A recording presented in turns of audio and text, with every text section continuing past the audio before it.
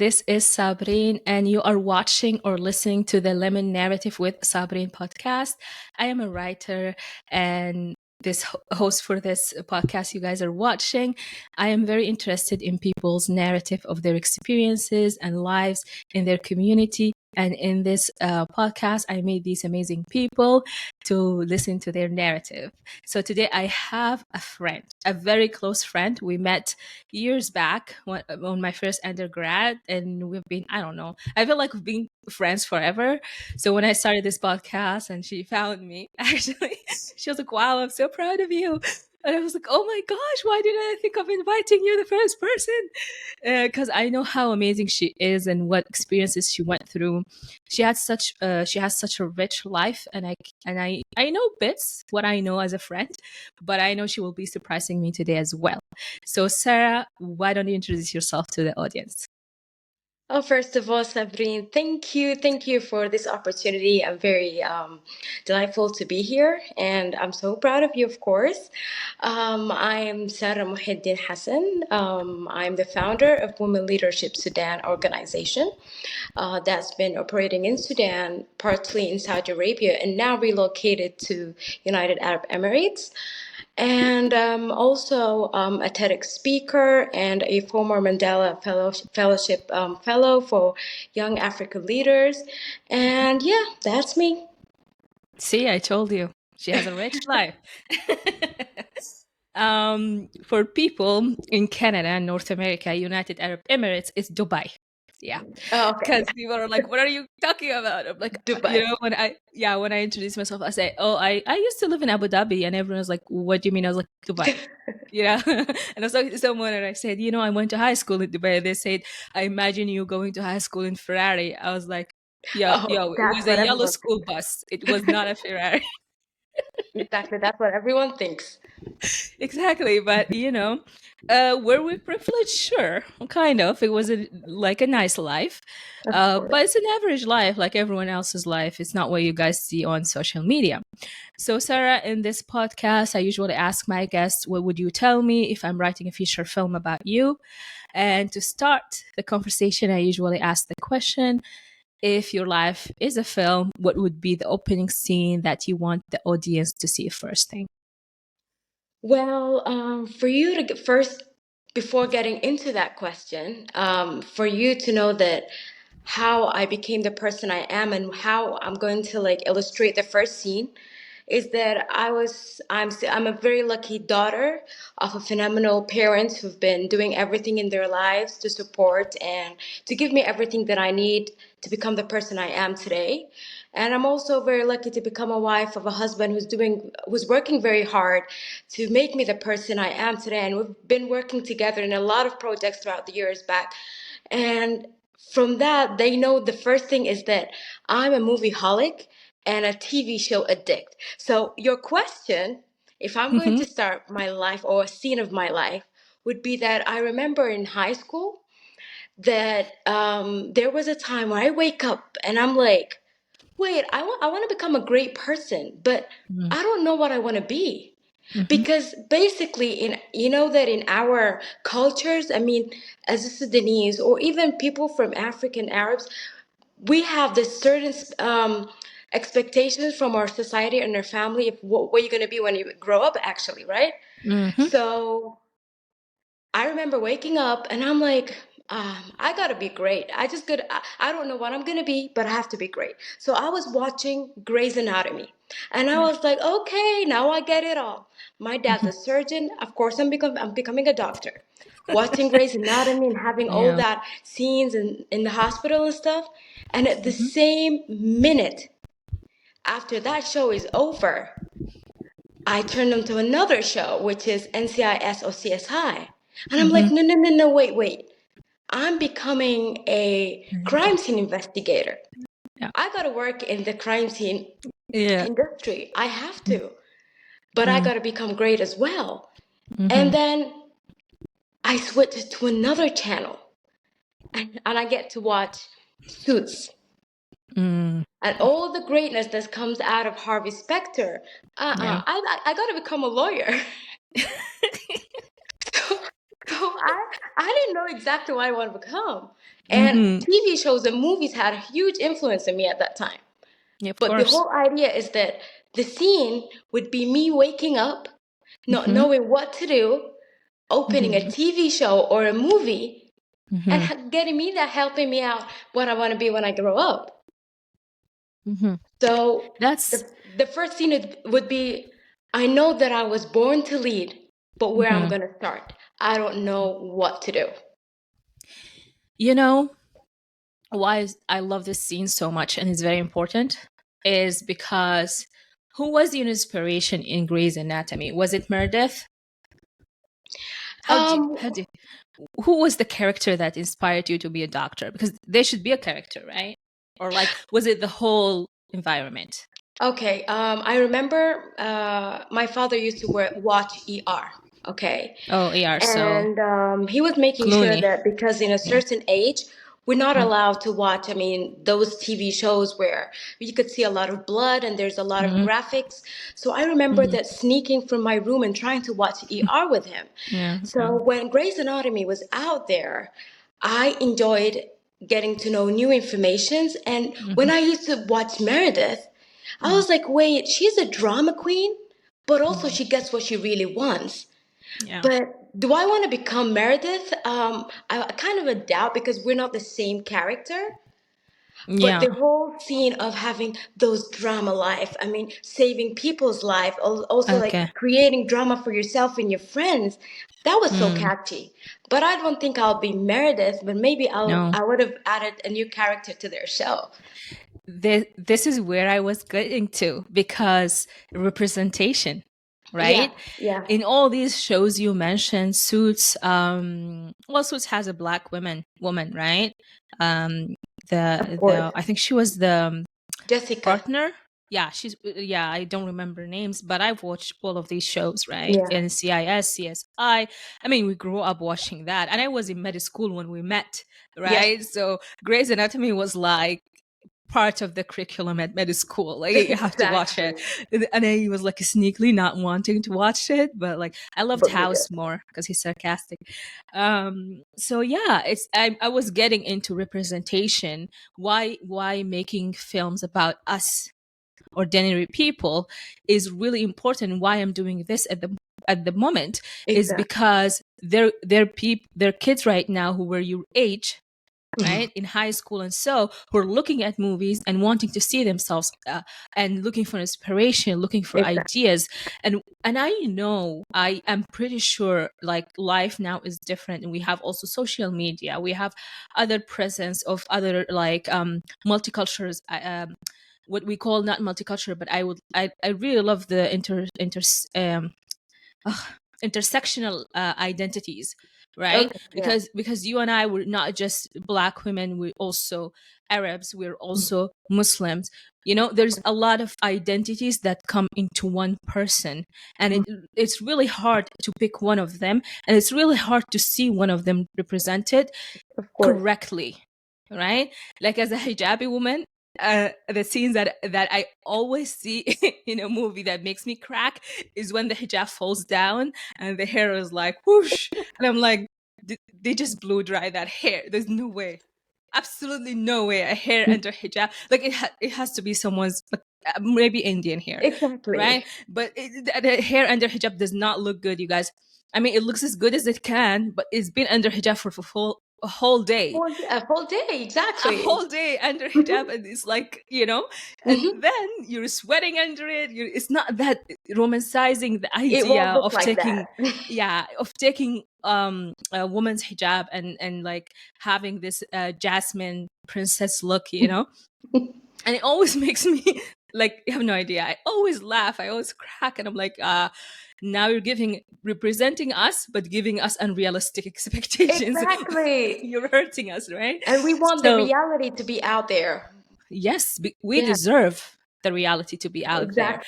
That's why I love your scene, because you're looking um, for inspiration. You're looking for identities that look like you. And I Exactly. remember, like, I feel like my audience by now understand that I'm obsessed with hair representation. But I loved Oprah so much just because Mhm. her hair looks like me. I felt like all the time I was thinking, she's black. Look at her hair. Look, and of course I didn't understand all the techniques, and sometimes they're wigs and sometimes they're extensions. But I just felt, look at her, she made it. Does Yeah. that make sense? And I remember one time Oprah was giving a speech during a reward or something, and she said, "I know right now there's a girl sitting in her home watching me. I'm Mhm. inspiring her." And I kid you not, I felt like lights, hot, like a spotlight on me. I'm like, I'm that girl, I'm that girl. And you're both beautiful. So much. You're gorgeous, of course. I love this scene. I want to touch first of all, we're both Sudanese, and you Yeah. are the first Sudani person in my podcast. I am so Oh, happy. that's a privilege to all my And a Sudanese woman. people. Yeah. I'm trying And, to reach out. I hope I get more. and we're prayers for our Sudan and for our country and the whole continent. Prayers for everyone who's been Yes. struggling and facing hard times. So we pray that our country and the nation or all the region finds peace wherever that is. Yes. Yes. I'm into that. I want to touch on the fact that you were not born in Sudan, were you? Well, that's a question Yeah. that I always face is like, where are you actually from? Where have you Mm. been? Were you here? And of course not. I came to Sudan like for uni or like a time like from high school, from like in and out. I came to Sudan in my latest teens, of course. So Mm. I come from different backgrounds from Saudi Arabia and from the United Kingdom. And I Mm-hmm. was raised in the United Kingdom. So yeah, I was born in Saudi Yeah. and moved to the United Kingdom from an early age. Yes. Yeah. So you have this mixed upbringing of very different, but like different countries. Like Saudi is way different, So especially back in the day, back in than the the day. United. I mean, I know it's still intact and somehow that Saudis are still have. I mean, they didn't lose their identity or anything, but it's a different from your times. Of course, every time is Of different. course. So I need like a clash of I feel like there's a clash of the two environment. How did it help you? How did it shape your life, or your character, right? And like, did you have this struggle within to fit in each? How to find the balance? I would say. Well, actually, yes, of course. When I went to England, I can't remember that because I was a baby, but when Yeah. I came to Saudi Arabia from England, it was really hard. First of all, because we were replaced in a city it was a little town and Mm-hmm. there was no English schools. And at that time, I didn't speak Arabic at all. Mm-hmm. So trying to find somebody to talk to was different. It was so difficult. I only Mm-hmm. spoke with my parents and siblings. So then I was placed at this school where at that time there was no much international schools, and in that town there were only local Saudi schools.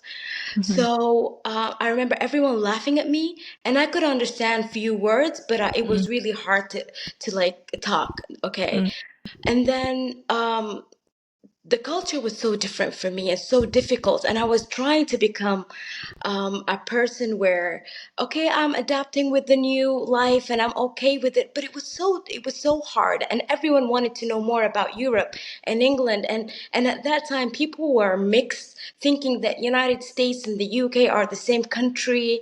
Like Mm-hmm. people, a lot of people think Saudi and Dubai are the same country. Right. So yes. People think Canada and US are the same country, like when they Exactly. talk to me. Yeah, yeah, yeah. So Hmm. people are asking me about New York and stuff, and I'm like, no, wait, we're in Europe, not in the States. Yeah. So it was really hard. And then the moment I was okay with living in Saudi Arabia and getting to know the culture, then we went Hmm. to Sudan. And I was like, wait, wait, wait, wait. I mean, What this is like, can you give me age? Like the time you went to Saudi, how old were you? Like 10 or so? okay, the first time I went to Saudi, I was 10 years old. Okay. Okay. And then the first time I went it was a family Sudan. visit to Sudan. I guess I think I was 11, but that time it was just for like a couple of months. Vaccination. Yeah. Yeah. It's a But at that summer couple, break. Yeah. it's a summer thingy. But when I came to move to Sudan, of course it was so hard for me. Like I was like, because doctors' lives. Like my dad moves from one job to another. Like I have like zillions of schools that I've been enrolled to. So I moved a lot. And that's, as it's a very rich experience, it's so hard because then you don't know who you are or where you Yeah. fit. And life becomes so tough and so hard, and expectations become so different, and the way that the upbringing, like, it just changes every now and then. So it was really hard, but the best time was the best thing that happened is that my parents tried to keep all the cultures in me together. Like when I came to Saudi Arabia, they made sure that I was still getting my English education at home. They were still giving me activities that would make me so I don't lose my English. I don't lose everything that I've learned from England. When I came to Sudan, I was still in contact with things in Saudi Arabia because they knew that children, or I mean teenagers, they get swift in life so easily that they forget what they've done before. So Yes. my Yes. parents wanted me to get the use of all the cultures together, but it's not easy. It's not No. easy, of course. No. I love what your parents did. They didn't just throw you and were like adapt. So Now that's, it's your job. it is like it's both. When you find the support, it's, I don't know if it's easier, because I don't know, I can't compare, but I feel like it does help, Of right? course. It does help when you have support at home, and instead of coming to someone who does not understand or who's not willing, like Don't who understand. wants you. Yeah, because it's hard. You were saying like you didn't understand people at 10 years old, like you didn't have friends. How long it took you to understand them, to learn the language, I guess?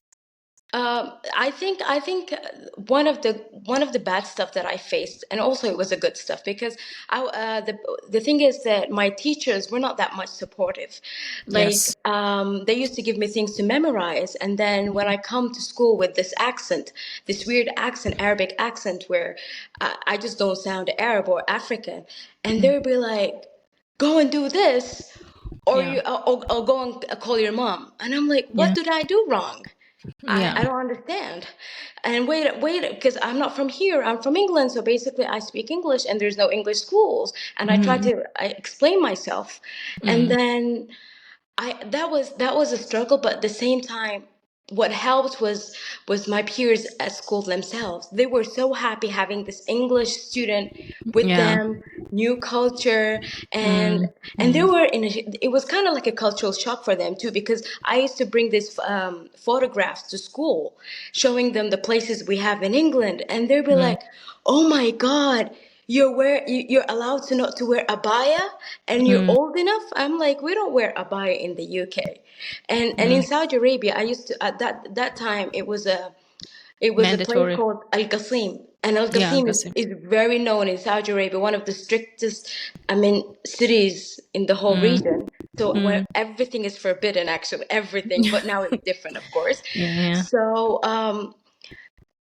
I was trying to learn the language and learn the culture, and they were very helpful. But only the teachers, who's supposed Mm. to be the leaders and taking this and making the students be okay and adapted to the new environment, they were giving me the hard time. Yes. Yes. So yes, that was the um struggle. it's very, this is really important, because I faced this when I went to UAE, guys. Dubai, we're gonna refer to Dubai as UAE, okay, for the time being. So when I moved to UAE, I was like in grade 9. I went into grade 9 and I actually skipped grade 8 and went to 9, so the my problem was the teacher. Well, of course, I spoke Arabic, but there was accent difference, and I did not understand Khariji accent at that time, and I did not understand all the teachers what they were saying, because some of them were from UAE, others were. I did understood the Egyptian language because of accent or dialect, because of shows that I've been watching, Of but there are course. others who were from Syria or like Palestine or other places. I couldn't understand their accent. I didn't know what the teacher wants from me. And I can only imagine for someone who's not, it's not accents or dialect, it is a full language that you're trying to adapt to I everything, and know. they don't have a special plan for you. And Mm-hmm. this is what I noticed when I came to Canada, that newcomers who come to Canada have something called ESL. Okay. And then you are put with the other kids in the school subjects, but you are known that you are an ESL student, and the teacher know how to support you and try their best, Yeah. and they have contact with the parents. So I think what we need to do, or like, I don't know if it is applied now, but what should have happened is the teacher been told that you don't speak the language and how they can support you, and instead of coming from a place of judgment and let's get the job done, right? Exactly. Mm-hmm. Because at the end of the day, their employee is doing their job, right? Yeah. So instead of like having some empathy towards you, they made it harder for you. And that's exactly what I went through, because um, I mean, you were in grade 10, I was in grade sorry, you were 10 years old, I was in grade 9, so 13 years old. And in grade 9, because I skipped, so everyone else was older than me and they Yeah. had more experience with the curriculum is very different, the expectations are different. You know, Or when I used to like ask or like not do something, it's not because I don't want to do it, it's because I didn't know what they wanted exactly. from me. Mm-hmm. And that's exactly what you went through, right? So instead of providing support, they came from a place where, why are you not doing your job as a student? Mm-hmm. What was needed is a collaboration, some sort of It like is. Mhm. group job or something like Exactly. a Because parent. basically we're not robots. We were children at that time. Yeah, children, of course. Yeah, they were children, and this is what we go to school to learn, not to do the Exactly. assignments and get the grades. And I think that's something in a previous school environment was neglected. It was Mm-hmm. more about the competition for the grades and how many, like, your ranking in class and stuff like that, instead of Exactly. having the information and Mm-hmm. enjoying the knowledge. I feel like our generation had the same experience. It's. we just I think we all did. Yes, yes. What do you think, looking back, were kind of advantages and disadvantages in this traveling and changing of school? And right now you have like three different cultures that you were put into: United Kingdom and Saudi, and then you came to Sudan. And those are way like opposite cultures, and people think, okay, Sudan, Saudi, Muslim countries, but no. um Different. Sudanese people are different than Of Saudi course. people.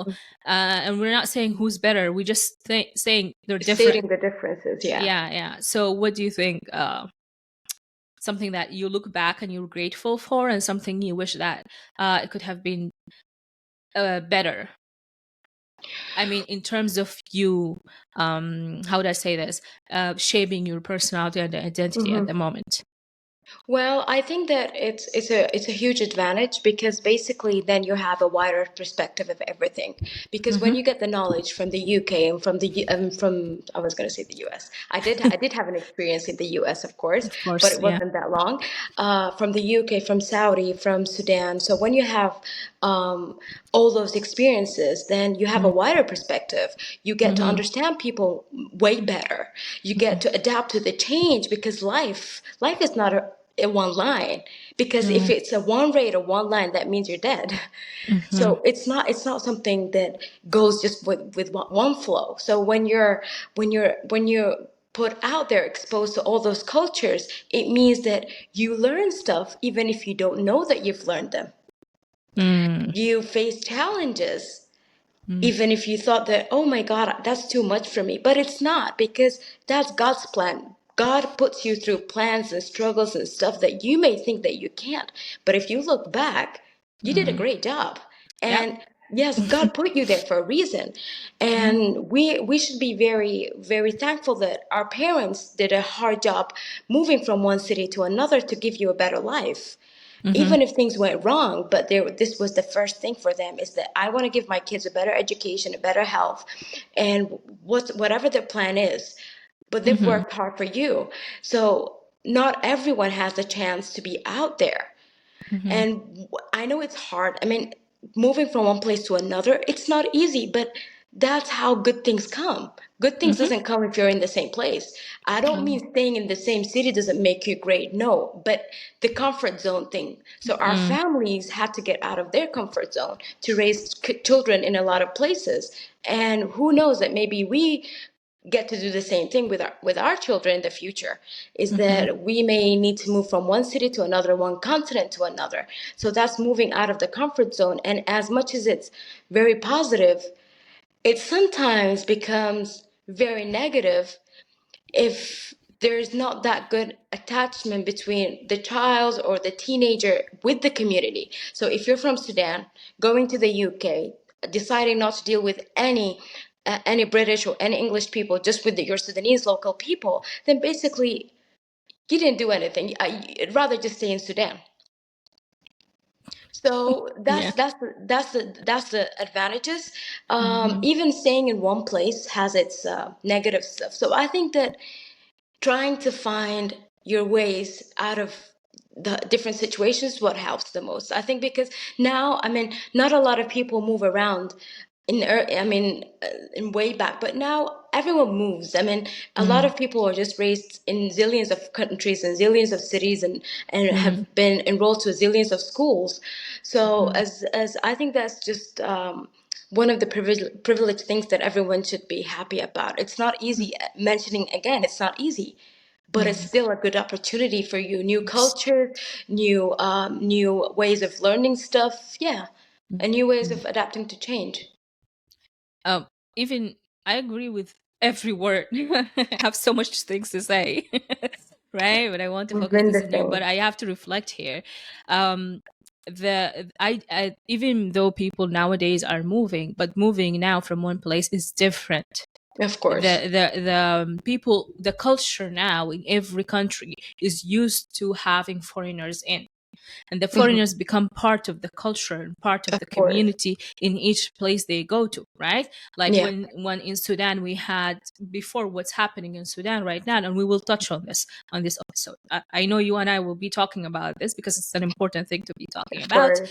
So when Syria was still in war, we had refugees from Syria in Sudan Of who course. came and brought culture, right?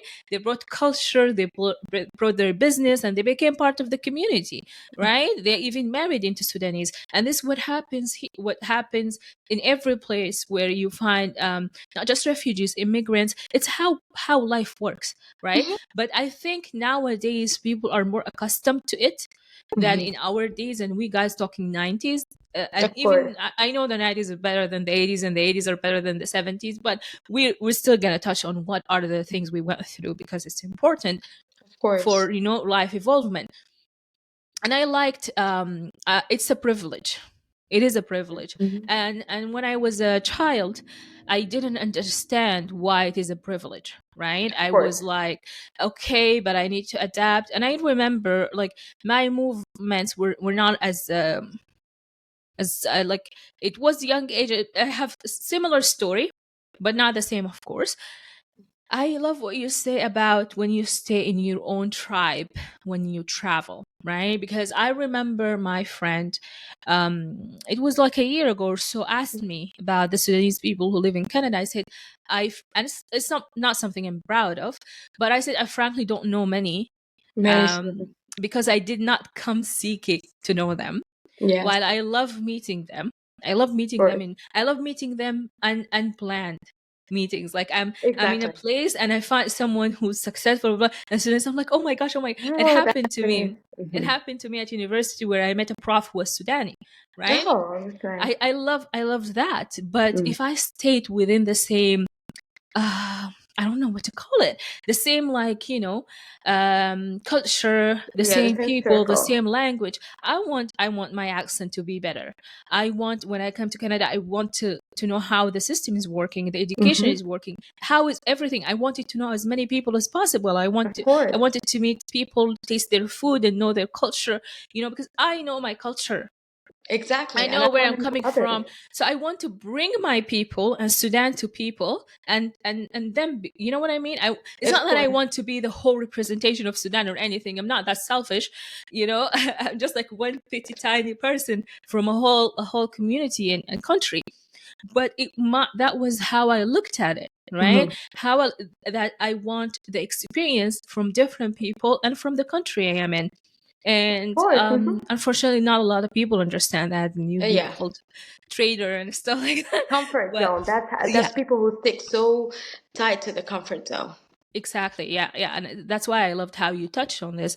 So people who are traveling to know what to seek, and it's when you are in a new country or culture, it's like navigating the space you're in. If you Of moved course. Hmm. into a new city, you're driving around to know where's the market at, where to get your groceries, where to Hmm. do this, it's the same thing. There's no difference, right? Exactly. Hmm. Yeah, and I love that. I love the change I love that we were privileged to have this at such young age. And also I think something that I realized after I grew up is that I'll be in a situation, I Hmm. kid you not, I'll be with friends who, like, this is their first time moving from their country, and something would happen, and I'll say, "Oh, it's because of this and that," and they're like, "How did you know?" And in my in my head, I don't know how I did. It's just Because because I went through this before, mhm. right?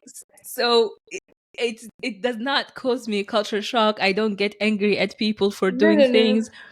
You become more accepting.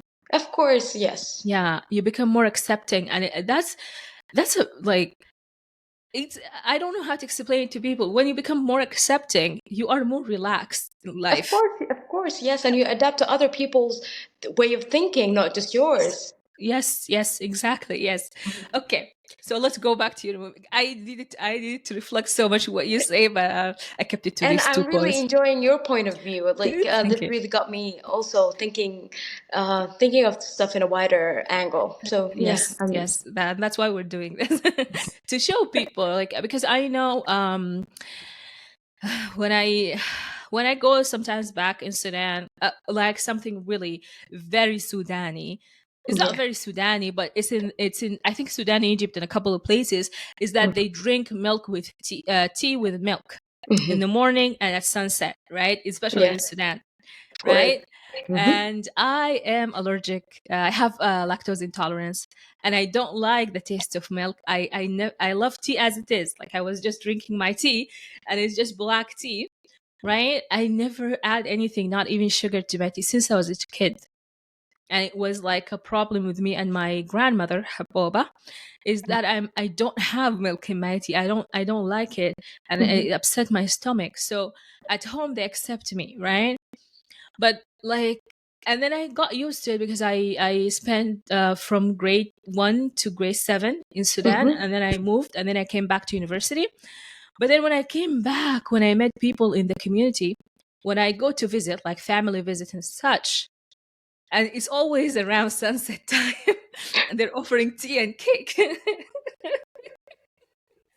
And it's usually sweets, and I don't eat sweets too. I don't enjoy it, right? It's not that I can, from like a point of being polite, I can take the cake, right? Because it's not gonna hurt me. But the milk and tea thing situation, I can't even have it. So It's everyone is like, hard. yeah, you were raised here, you don't drink our tea. How do you take it then? And I'm like, you guys, it's not about that. It's not how to make it. It's about the it's whole milk thingy. Yes, it's like, Hmm. how do you take it? And I'm like, it's just black tea. And in Sudan we call black tea red tea. And I had a conversation with a with someone from Poland who learned the art of tea in China. And Hmm. Oh. actually in China it's called red tea. Do you know that? Oh, okay. So it's not just us. It's not just us. I was like, Okay, I was like, that's I good was to like, know. wow. I said it's just black tea, and she said in China it's called red tea. And I was like, oh, Oh, we do call it red tea. How we did we call come? Look at this connection. It's amazing. exactly. So I would just say red tea, no sugar, and everyone No. would just like, what's wrong with her? you know, and that what's wrong with her comes from the judgment of that you weren't raised here. If you were raised here, you probably. But the truth is I spent my first 7 years in Sudan growing up Mm-hmm. when I was so you know, so I love this is why this conversation is important to I don't know, to affirm, to validate our Sudanese identity, because we have it, we just present it differently, Exactly. right?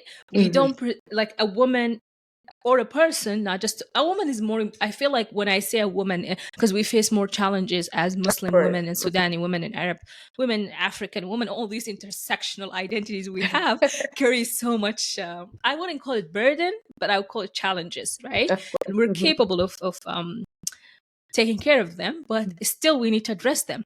So I feel like those conversation, especially with someone like you who had some sort of similar experience as mine, is a way to validate those identities. Mm-hmm. It is not like, I remember talking to people in Arabic, and people like 2 days, I kid you not, last week I met someone at the family, my family doctor is Sudani, he is Okay. Christian Sudani. Look, Okay. I don't know if anyone knows that. I didn't know And that I myself. see, so he is Sudani and Christian, right? And the people at the office where they spoke Sudani, but they were Christian. I think they're Egyptian, and they were raised in Sudan though. Then they moved to Egypt, right? And when we're talking, they were like, "Your language, your accent, the Sudanese Arabic is like intact. Like, how did you keep that, Mhm. right?" And I'm like, "Well, I was raised there." But then when I talk to people in Sudan, one of my friends said, I feel like we are sitting in Suq al Arabi when I'm talking to you. How do you live in Canada and you still have that? People expect me to speak in a certain way and I don't present it. And they're like, why aren't you speaking in a certain way? Mhm. Which is, you're familiar with that girls Okay. who were grew up in a certain, not just girls, in general Sudanese, who you will have a different Sudanese accent, but I don't have that one, Yeah. right? And people are like, why don't you have it? It became like a status, Mm-hmm. Of course. right?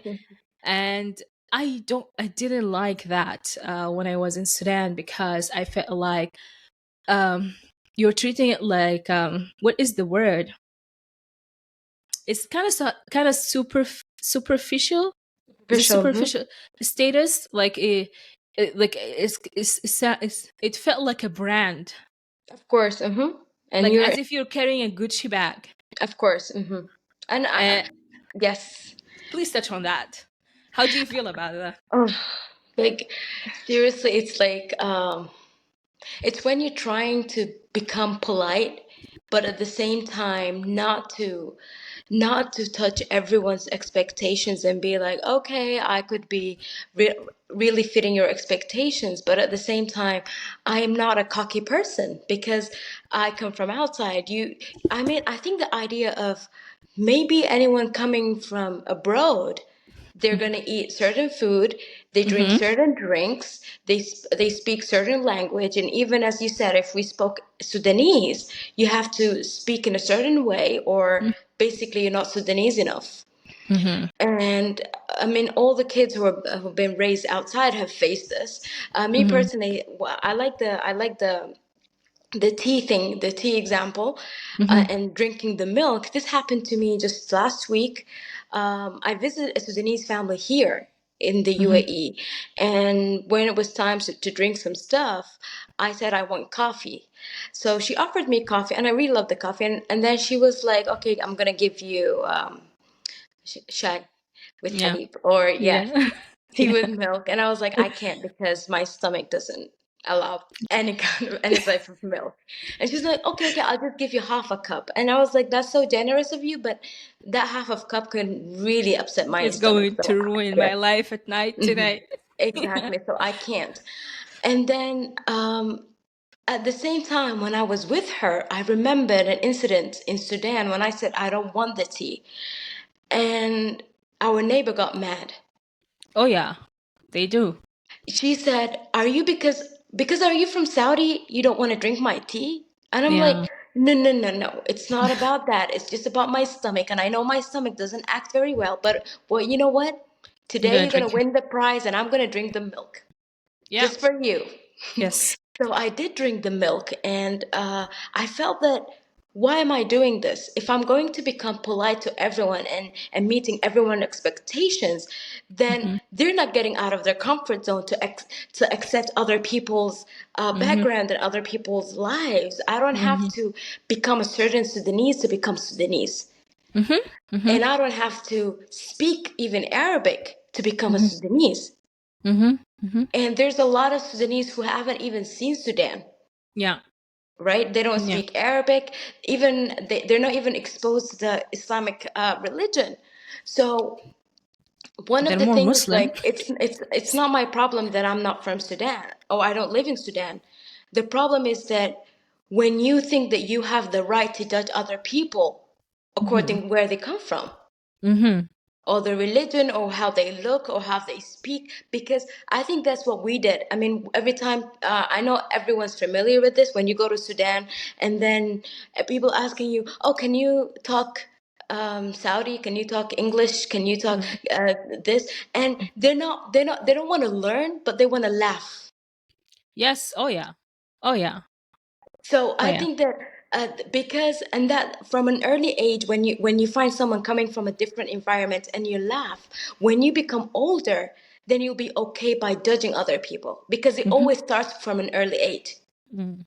That's Yes. why I tell parents and mothers out there, if you see your child laughing at anyone's trade, anyone's culture, tell Mm-hmm. them that this person is different from you, but at the same time, you're all one. Because if you're okay with your child laughing today and trying to ask another individual about something about their culture or their tribe, and now you're okay with him laughing, tomorrow, that's where the judgmental starts. Mm-hmm. And that's what we face as Sudanese. It's not that we're facing this from other cultures. We're facing this from the same Within. extended family, Within. Yeah. within the family. So Yeah. yeah, so it only starts with a cup of tea and milk and then ends up somewhere else. It is so funny it just made me realize when you said you drank it, I used to drink the milk and tea, the tea that has milk. Okay. And it's very, let's face it. It's, I know Indians have it too. It's called Yeah. karak, I believe, and nowadays in UAE Yes. and Saudi is very popular, and it's here in Canada it's called chai latte, which is I very no, chai tea try chai. I don't know. Hassan Minaj has a joke about it. They're to like, why do you call it tea? It's not chai tea. It's just chai. Chai is tea, and chai actually is the Arabic word for word tea. It's for shai with tea. sha, right? So I just made me realize that I drank lots of those cups to just get away from the Get away whole with that. thing. You're not Sudanese enough. Mm-hmm. I just feel like, who gave you the authority to um to identify who I am and give it to a child, Mm-hmm. because if now an adult talks to me, adult to adult, I'll be able to like have the Of conversation. course. Well, I have the choice to debunk whatever they have about me, but as a child, you are more of a receiver of a lot Of of course. views and opinion. Like, there's a few children who would speak up to themselves, but in our community is speaking back to an adult. um you're just going to get more backlashes for being the Of child who course. was not raised in the community. Mm-hmm. Hence you're there's a lot of Crossing the words. line. Yeah, you're crossing the line because for your case, you'll be told, oh, you lived in the United Kingdom, you had so much freedom. All Of course. right, and all of this fact that you didn't live in a Muslim country, you're not Muslim. There's also, if you don't live in a Muslim country, you're not Muslim enough, right? Mm-hmm. Because Of course. I did have this conversation with a friend, and we're talking about something really, it's not that minor, but we were like, had slightly different opinion on an Islamic matter, and her her debunking my method, she said, well, I live in a Muslim country. I was like, well, Well, First of all, let me tell you. Well, to be honest, I didn't go there. I just let it Okay. go because it was too much. Do us intake. It was not worth it, to be Yes. honest. I would have lost the friendship over that. Choosing And your right battles. yeah, choosing the Mm. right battle, especially in those sensitive Mm-hmm. things. I This conversation is really important to me. Okay, let's touch on religion in that matter. How did you navigate it living between like many places? Because Saudi religious practices are not similar. Like I didn't live in Saudi. I visited for Umrah when I was a teenager, but I knew Saudi through you guys when I met Yeah. you, through my friends when I was in Dubai, and later on in life I encountered a Mm-hmm. lot of Saudi people, of course. But and this is a very important conversation because the religion in Sudan, the manifestation of religion is different, Of course. Mm-hmm. right? Even in like curriculum, you have more things to study, Mm-hmm. right? Comparing to Sudan. How was that? How did it affect your perception of religion? Because you know, growing up, like you are taught how to pray, how to do things, what's halal, what's haram. So halal for English speakers is permitted, haram is not permitted or prohibited in the religion, right? Like Mm-hmm. in, for example, the people in North America continent are familiar with halal meat. Of So the word course. halal means permitted meat in halal Islamic way. So how did the navigation of that and associating your identity as a Muslim person with everything Well, around you? one of the good things that when I was back in the UK in my school, although my school is Christian, Catholic Christian school, the because I was enrolled at that school for like several years, the principal went and hired a Muslim Indian to teach me some of my Islamic religion, and that really helped so much. Like that move was just a very great move when you hire an Islamic teacher for that Mhm. Islamic student. And Uh, you're the and, only one? and yes, at that time I was the only one, Mm, and even my siblings, they were in a different school, but. And that was a really great move. I still remember that.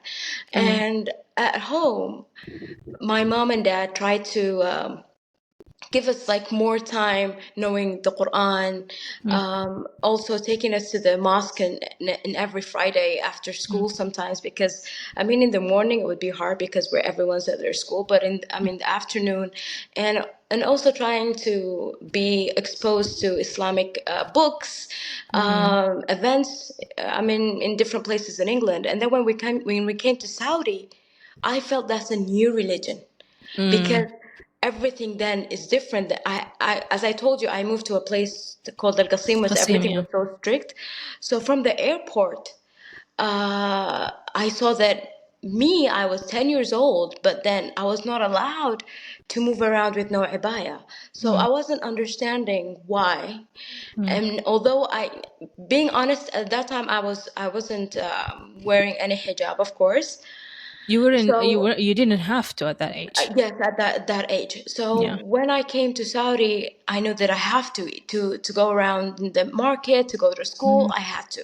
So I was asking my mom, why do I have to wear abaya? And then she was like, well, this is the part of what really the Islamic religion states. She was telling me the ayat of the Quran and for hijab.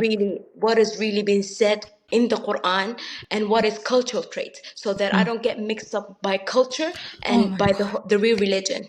Yes, Yes. yes.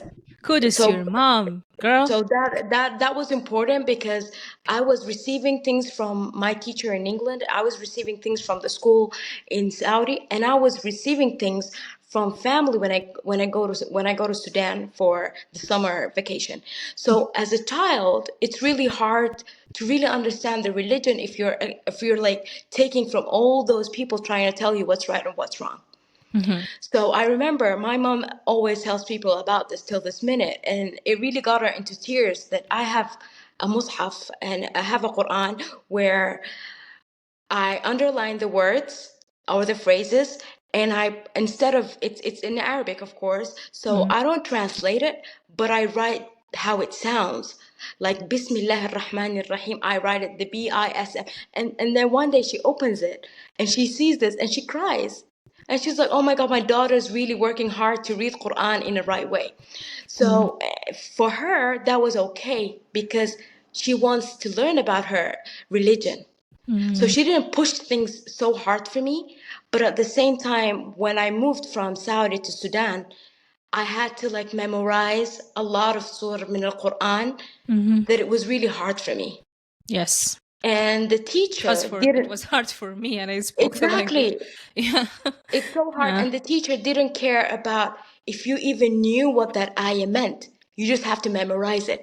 Mm, mm. And that's what that's the problem when you memorize stuff and you don't understand stuff, because the main purpose is to know your religion, Not to memorize it. not to memorize things. Because I could memorize other books, Mm, right? So yeah. when I'm learning religion, and I'm telling people, especially when nowadays we have a lot of people converting to Islam. So Mm, when we have converts in our lives, instead of focusing on let them memorizing it, let's teach it mm-hmm. and let them observe those ayat in a very simple way so they could understand. Because when you understand, then you function. Yes. Yes. But you can't function if you're Yes. memorizing stuff. Mm-hmm. Cool. Yeah. Yeah. I don't know how to agree more. So It is. I think that's the problem that happened to me, is that not knowing what's right and what's wrong, but having my parents back. That's the main thing, because they were trying not, especially even in our extended family, everyone's telling you their opinion, and sometimes it's just an opinion. It's not really what the Yes. religion Not. says. Yeah. Yeah. Yes. And Yeah. yeah. Finish your sentence. So people should um, try to differentiate between what the religion says and Mm. what you say, Yeah. because people are coming up with their own They point of are. view. It's very interesting to this day, you Mm-hmm. know?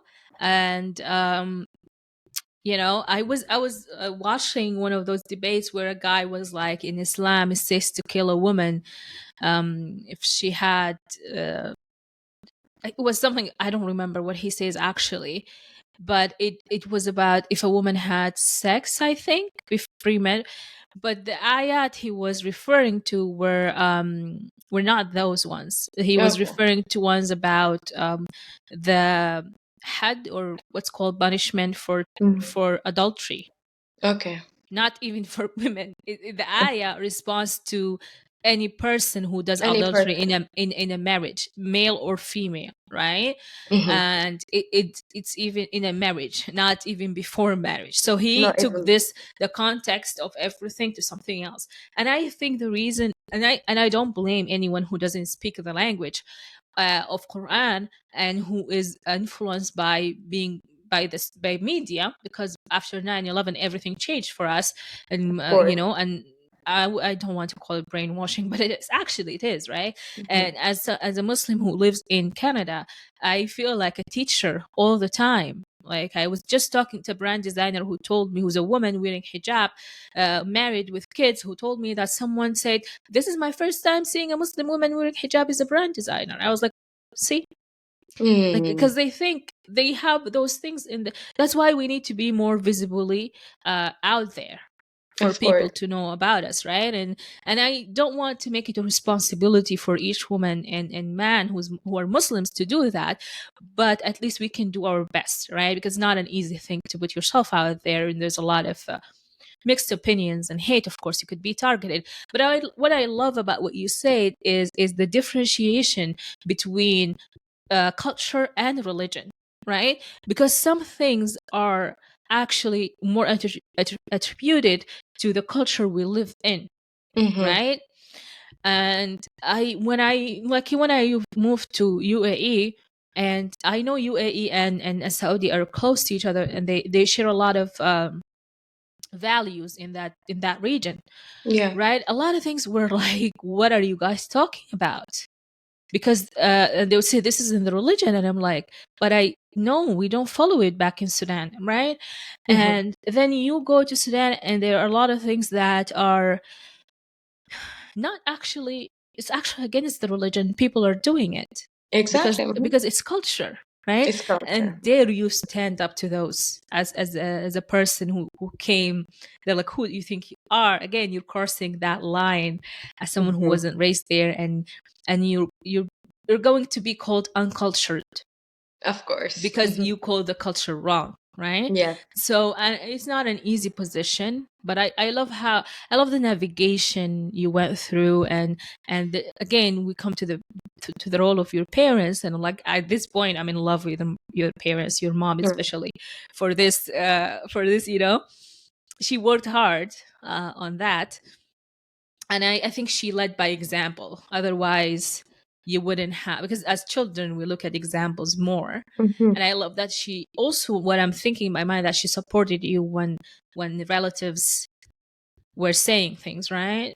um I'm just guessing. That was a really hard job for them. Yeah, it was okay. So let's recap your film so far, okay, because I have so many ideas. So it started by you. By the way, when you woke up that night, looking at the channels, how old were you and where were you? It started actually, I was in Saudi Arabia, Okay, so and the pressure, I felt the pressure is that I knew that I could give something to the world, but I didn't know what that was. And mm, I also had the responsibility of my father working so hard for me in terms of the language. Like I mm, remember since I was in third grade, mm, he used to give me books.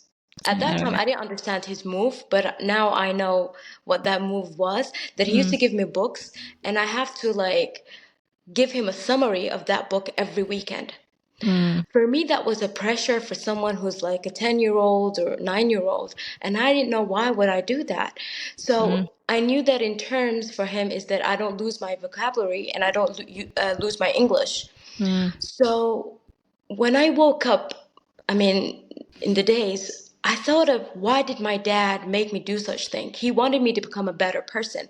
And for mm, me to become a better person, it means I have to become a leader in what I do. mm, And becoming a leader, I have this hashtag that works in that goes in my organization called Born to Lead. And what mm, I mean is not becoming a leader to somebody else. It starts with you. mhm, And the first thing that I really like to point out to people in this culture or in the environment we live in today, especially here in the Middle East or Africa, is that I know we've been going through a lot of challenges and we've mm, been going through a lot of events, mm, but you start to become a leader the minute you mm. take yourself out of that victim Mindset. mindset. Yes, yes, yes, Because yes. basically, we're always trying to find excuses for not doing stuff. We're always Mm-hmm. trying to make people think that we're the victims. We're Mm-hmm. always trying to make ourselves think that we're the victims and We're whatever not. happens, it's not in our Mm. hand. But the minute you take responsibility and become accountable of everything that happens, here's when life changes to the better. Yes, yes, yes. I think everyone needs to hear that. The victim mindset chain you. Everyone in their life went through some unfair injustice. Mm-hmm. All of us. It was Exactly. unfair, it was unjust, but you need to move on, because You that need to it move on. works. It works for everyone. You need to know what is your lesson from this injustice. When did you learn how to move forward? If you Exactly. stayed in one place, you're becoming the villain to yourself. Exactly. And it's your job, nobody else's Is job. Yes, no one is gonna be the hero for you. You need Exactly. to be the hero. You start by being that someone who's went through something and is actually a victim. But if you stayed in this victim mindset, you become the villain who hurt themselves, right? Exactly. And then Mhm. you become the villain who's hurting others, because guess what? When you're not happy with what's happening in your life, you're going to be jealous. You are not going to like to the good things that happen to people around you, right? And you're going Mhm. to dwell in that victim mindset that is just gonna make you more evil, like villain and like evil. person, right? And Mm-hmm. it will happen. It will happen no matter how good you are. If you stayed in that mindset, you're going to go there. So you better pick yourself up, right? No excuses. Exactly. Pick And it's yourself easy. up. It's easy. You just need a support system. I'm not saying Sarah and I, we're not saying you're going to do this by yourself, right? Mhm. No. Of course. No. Call your friend, complain as much as you can, but after you complain, you go do your job. That's it's the thing is it's really easy to trap yourself in that victim mindset, and Mm-hmm. that's and we've all been there. Like being Yeah. honest, one of the most important things is like becoming honest with yourself before becoming honest to other people. Is that Yes. at this time that I'm speaking right now, I mean in the couple months I was I was really freaking out of the point that I got married. I'm having new responsibilities. I was giving drama to myself and to my husband, and Yeah. I told him that I was telling him that things are going just not the way I wanted in my head. It's like moving. I want to start working, and I felt that I was not productive. And then he told me. He was like, "You are productive. You are right now. You are responsible of a new house. You're responsible. This is doing something before you start your own career again. But this Yeah. is doing something because our mind, when you victimize yourself, your mind tells you that you're not doing it right. You Mm-hmm. try to find excuses. You Mm-hmm. try to look like you're the victim in the community, and Mm. it's so easy to become a victim. So Yeah. what happened is that that's one of the things is like when he was easing it to me, it really helped me. When you Mm. have somebody who's a support system and they understand what you're going through, then give them the chance, of course, to give you that, I mean, that Support. calming Mm. thing.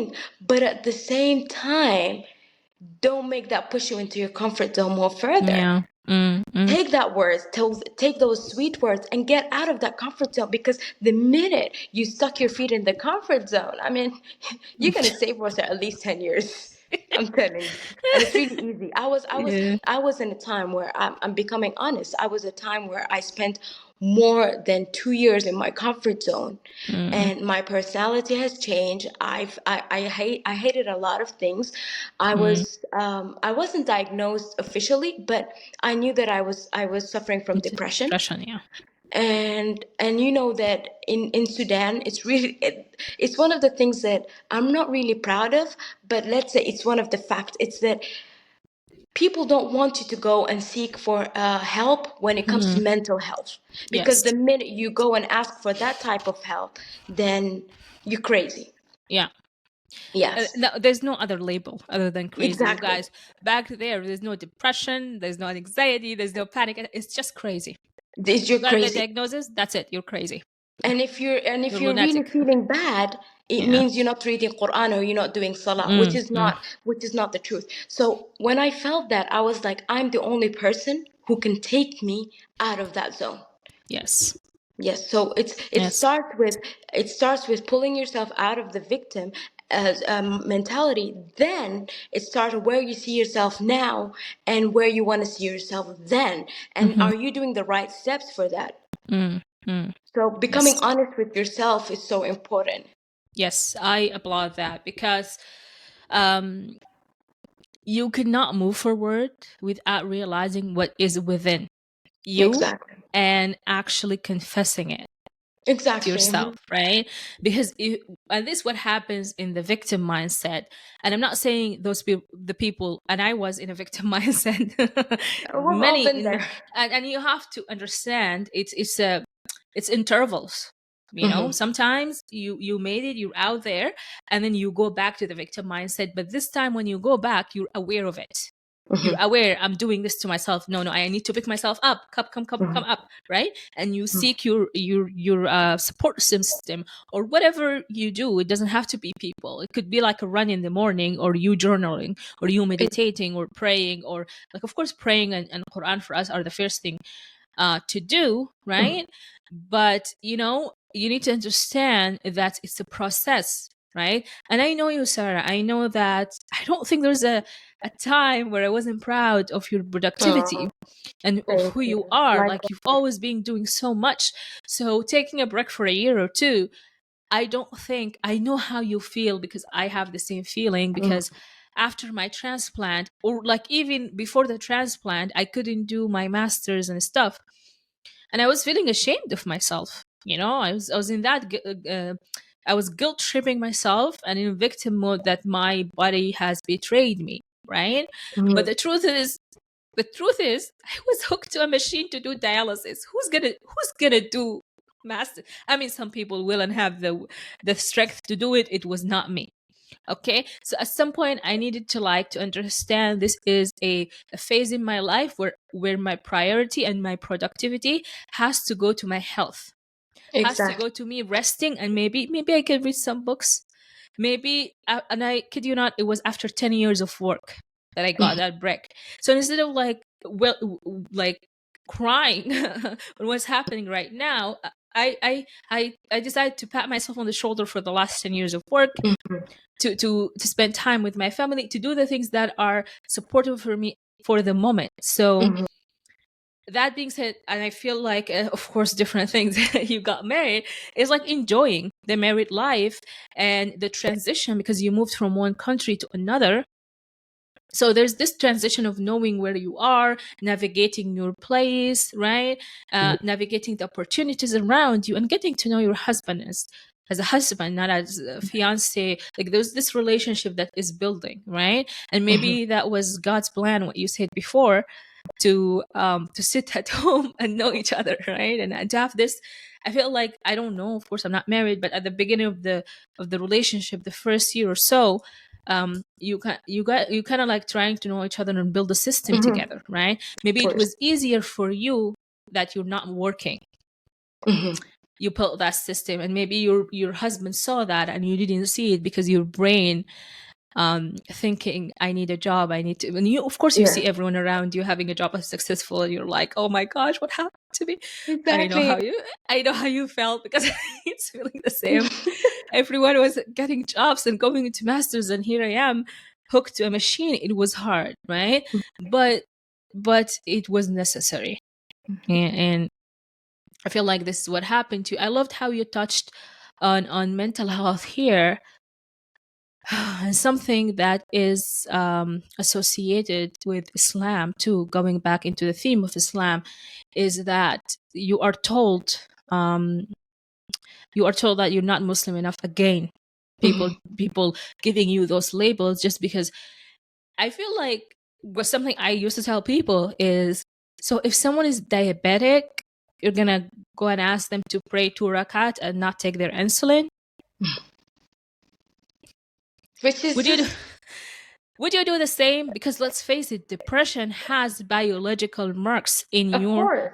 body, and it Hmm. has some hormonal imbalance as well. One of the Of pathways in course. shape, one of the pathways is biological one for depression and Exactly. anxiety and for each mental illness, right? Hmm. And of course it's a spectrum, and there's ways before you hit on medication. There is like a lot of CPT, a lot of therapy goes before you go into any medication. Like, you could just have like it also severity. It's a huge topic, right? Of course. And mental health is health. It's Of not something course. different. Hmm. It It is is. health, right? And it has its own science and degrees, and people need to respect it more in And Sudan and the sometimes it Middle East. affects in other it affects in other disease. I mean, the mental health itself, Hmm. it can make all your body shut down. Yes, it Hmm. it it's not can not it can make it does make, if you have a depressive episode, not eating, not taking care of yourself, this could goes into biological diseases, so it need to be Exactly. addressed as soon as possible. And it's not someone being spoiled. No, It's that's not. not how it works. I mean, I wish, but it's not the truth, you guys. So we need more talk about this. Hmm. Maybe you and I can go on a live or something, because like this is a huge topic. So, okay, I'm gonna restate your movie again, right? So, okay, so you in Saudi Arabia, after you moved from United Kingdom, and you had this at night wake up. to watch, and you felt like, and I feel like this is a moment of enlightenment, right? Because I too had this, like, I need to do something, but I wasn't sure what it is, right? What it And usually the thing that you need to do is right in front of your face. But you go is. into this maze in finding it, but it's like, here, open your eyes. So you go into this and you're watching all these shows, and then I feel like your movie would go from you watching, let's say you watched it start with Grey's Anatomy and everything, and maybe it goes from this hospital to the hospital you were born in Saudi Arabia, and then taken to United Kingdom and your life there. And I feel like a crucial moment is when your teacher asked your principal, you said, asked Yeah. for an Islam Muslim teacher to teach you Islam. I cannot get over this moment. It's such a crucial moment. It's a beautiful, beautiful, beautiful moment Sorry. sure, no problem. So it's a beautiful, beautiful moment of having this person realizing the Yeah. importance of you getting in touch with your religion means that you can find identity within it, because religion is not Exactly. just it's an identity, and when you're robbed from it, something within you is robbed as well, because it's where your parents are coming from, it's where you are coming from, and those things have biological markers on our genetics, and they're important. Of course. And then I feel like after that, especially after the the teachers teaching you Islam, we can go to Saudi time where you went and you had to wear abaya, and your mom explaining to you the differences in hijab and abaya, and the differences in Islam and the ayat in Quran for hijab as well. I feel like this is also a crucial scene to show people how parents of kids who were raised and born abroad work so hard, Of course, it's a and really your tough mom job. is such a hard worker, but I bet you when you didn't speak Arabic somewhere, someone blamed your mom. I bet you. Of course. Of course they said, like, this is the role of the parents, why didn't they didn't speak Yeah. to them Arabic? No, it doesn't work that way, because the influence is sometimes more in school, More than you know what happens in the at home, right? And then you go from there to your teachers and what is happening in schools in Saudi. And of course there is a different relationship between you and the teachers, and you kind of have some sort of support system from the friends in Saudi, because they were fascinated by you. The yeah. fascination, the fascination of the new students from England who didn't have to wear abaya, We didn't have. Yeah. yeah, who spoke the perfect English they probably heard about in movies, right? But you naturally had it, right?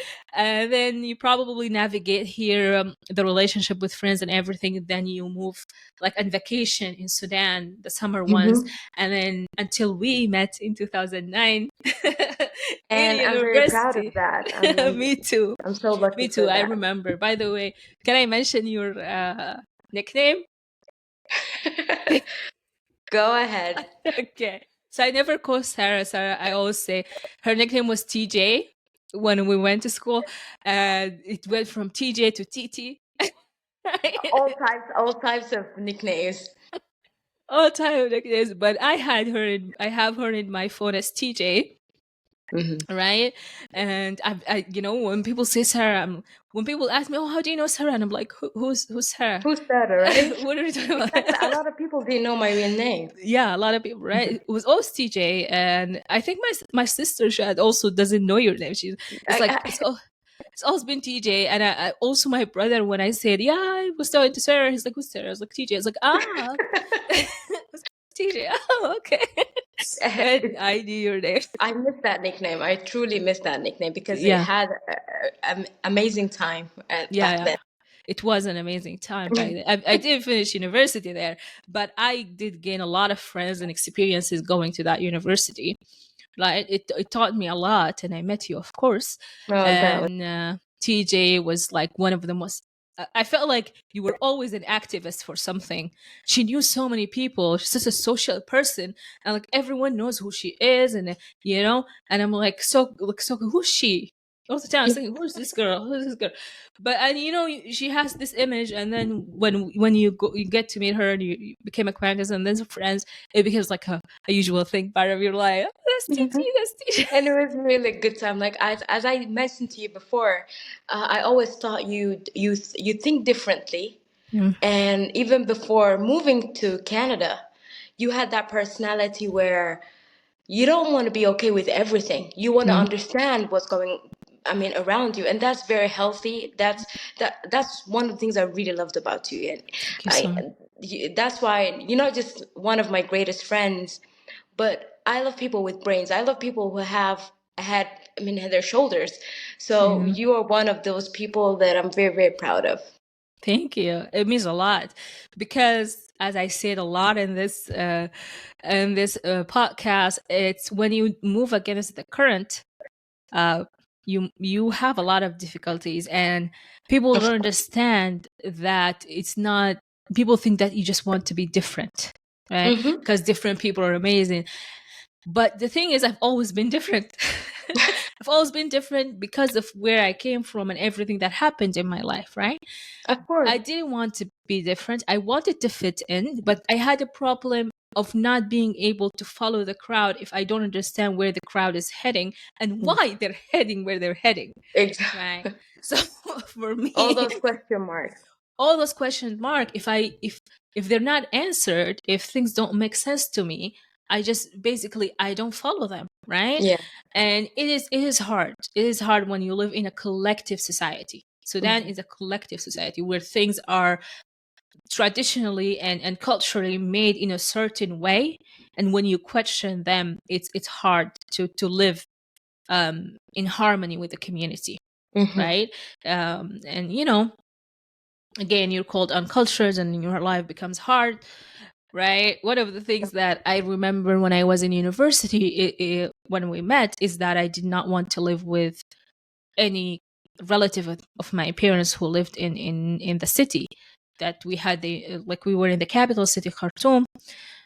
Well, basically the city was undermanned when we went to school, Mhm. and I didn't want to live with any relative. I want to have my own place. Your own place. Yes, and I rented from people from a family in a room. Yeah, I I was remember. still living in a family house, but it was confusing to people that since I'm paying and I'm living in a family house, why can't I just not pay and live with someone who's Live close? with them. Hmm. Yeah, why can't we just live with them? They didn't understand my mindset, and my dad was frustrated because I wasn't following that base. It was like a given rule, some for any girl who comes to live in a different city to live with her relatives, Of course. Hmm. or like in a dorm for girls, or like those who don't live with the relatives, that means they don't have relatives, and I Of had course. lots of them. Lots of Lots. them. Yeah. So these were one of the things that the rules that I broke, I guess, um for my peace of mind. I don't have to explain that one. And you don't have to explain that. No No, no. explanation needed to no one. Yeah. Okay. What was happening during your you went to school for business management? Hmm. Mm-hmm. How was life then? I remember things, but do you want to touch on some highlights on that area, like that era? Well, when we were in the university, I remember I had a lot of activities. And the and our school actually, although it had a lot of strict things, but our school did was a playground where you could apply your skills. That's Yes. one of the good stuff Mm-hmm. about our university. But also, I was thinking that everyone had expectations for you. Mm. University had expectations, your family, everything, and everyone, Mm. all the society. But the only thing, and I was okay with that in a way or another. But the only thing that I didn't cope up with is like I'm not gonna become just a random business student at this university, and I'm not gonna become just a student who's gonna graduate. I don't want to become a copy of everyone else. Mm. because that's why I started become very active, and I even went to public speaking. I went to spoken words. Mm. Even there was a time where I started music, I and remember. remember that. It's Good because performance. Good oh, performances. Yeah. miss the old days, because I felt I was becoming someone that I was not, and I Mm. was becoming copies of people who I think they wanted us to become like. Mm. Even the community, and it happens till this day when we go social media. Everyone wants you to become this certain person because that person has a lot of followers. This Mhm. person is, I mean, they look a certain way. They're for example, and this really, I think this happens in a lot of countries, but a specific skin tone. If Mm. you are, I mean, bright white girl out there in the social media, then basically have a lot of followers, and every single girl wants to become that. So for me in university, I was like, I'm gonna study, but I'm not gonna become a random graduate. Mm. Mm. And I did face a lot of problems in school as well. I had problems with some grades that my father thought that maybe I was doing a lot of activities and not really focusing on my studies. But then that was not the thing.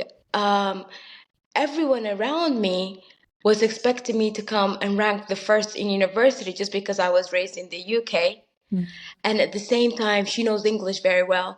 The third thing is like, oh, she's popular in the university. But then I don't want to. I didn't want to expect people's, I didn't want to like adapt to people's Meet. expectations and needs because that was not me. Mm. So then I searched. I was like, who am I? Mm. And then that was the minute I knew that. Remember in the beginning when I told you it's Grey's Anatomy, NCIS, and Suits. The things that link between them is helping people who need the help. Yeah. For Grey's Anatomy, it's the patients. Mm. For NCIS, it's that person who died who wants somebody to give them the justice that they need. And for the Mm. Suits, it's people who are innocent that need people to be the voice for them. So it's like being there for people. So then that's the minute where I started my organization, and it was helping women, and at the same time it was helping women who want to help themselves. It's not that Mm. I'm going to be the magic stick, but I'm Mm. going to be there for you, not to become a copy of anyone else, becoming you, starting Mm. to do the greatness. And greatness is not Mm. about, it's not just because I graduated from a school that helps you apply your skills. Some people did not even receive a formal education, but they're great people. Mhm. And some people have great English, but they're not doing anything. It's not about the language. It's about Mm. who you are and what you want to do. So that's the middle when everyone thought that, okay, she's becoming a spoken word artist, or as we can call a rapper, and she's going to be this and that. And I'm like, wait, I still didn't show you the real me, Mm. because I'm not a copy. I'm not a version to what you have on your mind. Mm. I'm just becoming the better version of me. Mhm. So this is like I always say to people, you create your own pattern of success. Like let's say that me and you went to this store, let's say to Carpenter, and we wanted to buy carpets. You could go for carpets that have a pattern of flowers, and I Mm. could go to carpets that has, for example, other random shapes. We don't have to like the same ones, but both of us, we're going to buy some carpets and go back home.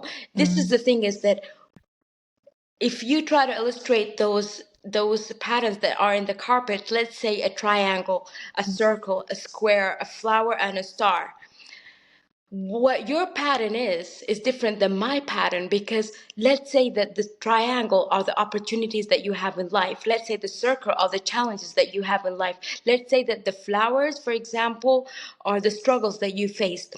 Mm. My pattern would It's different. never be the same as yours. Mhm. So when you create your own pattern, because you're the only person who knows your strength, you're the only person who sees the opportunities. Maybe you have opportunities in life, I don't have them. Mm.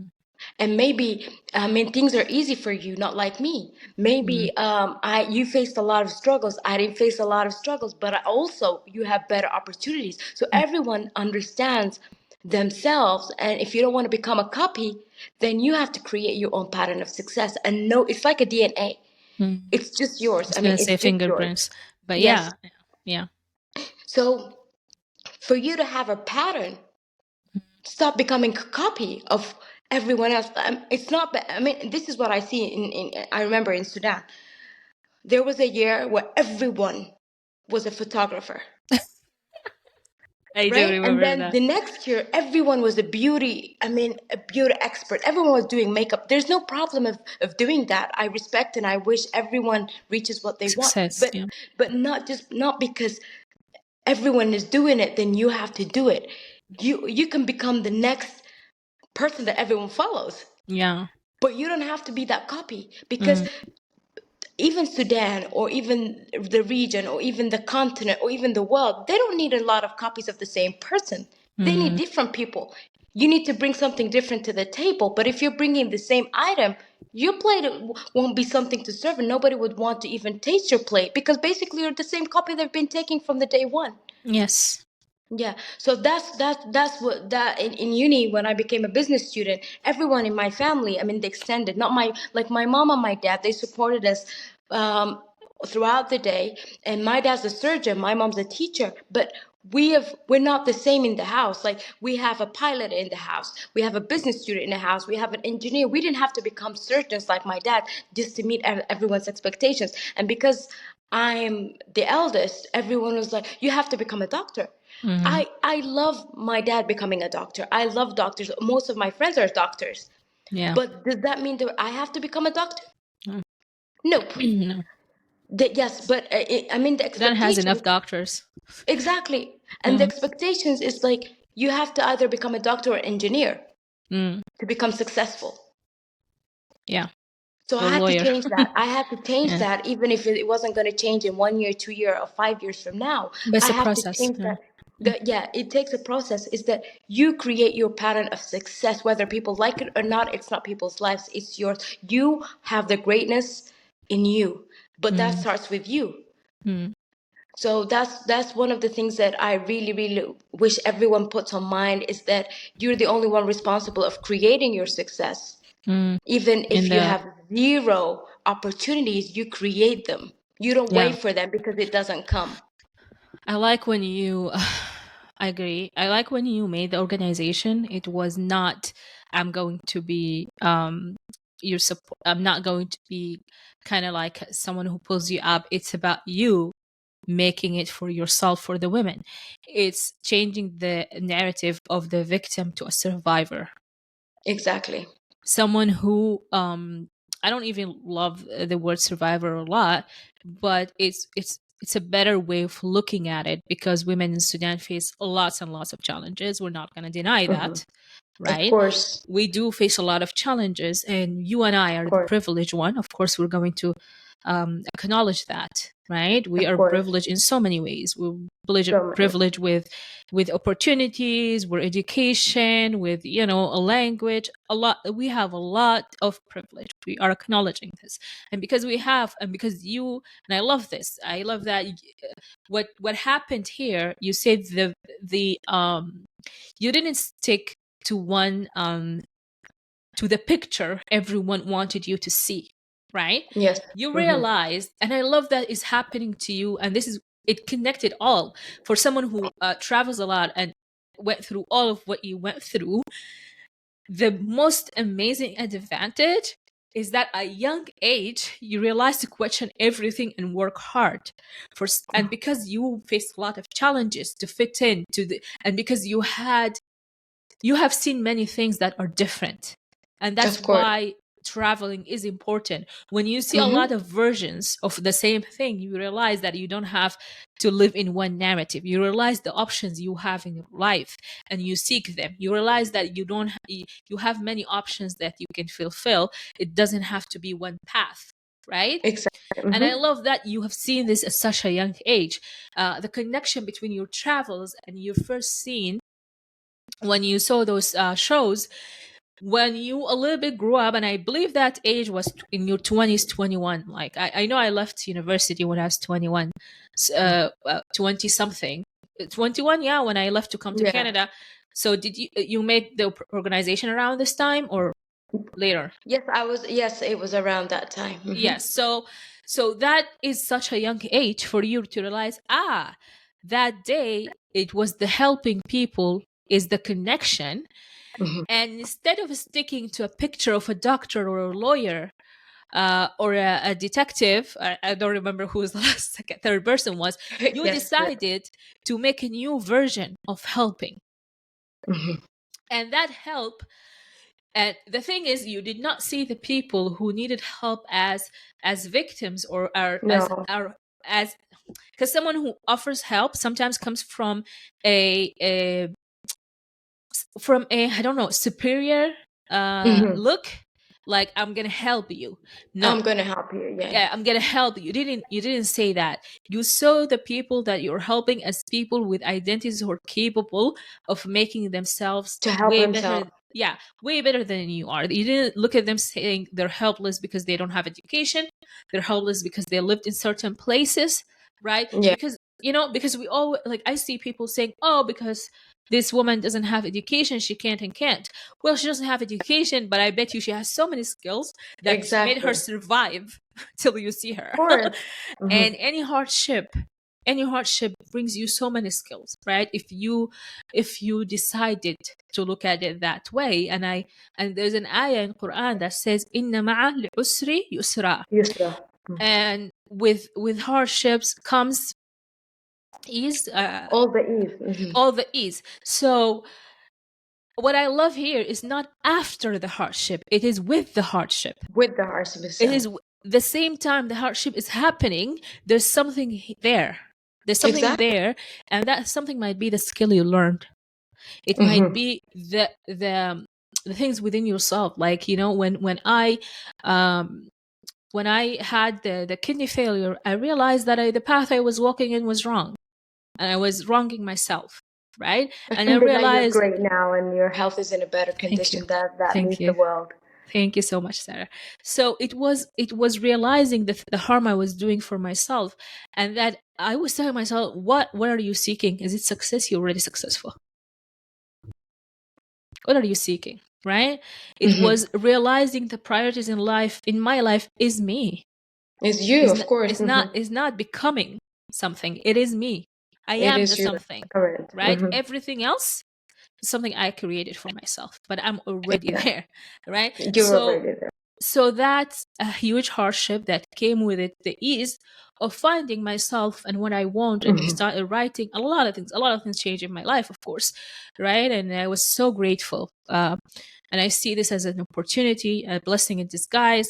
If you watch the first episode of this podcast with Anna, you will figure out what I'm talking about right now.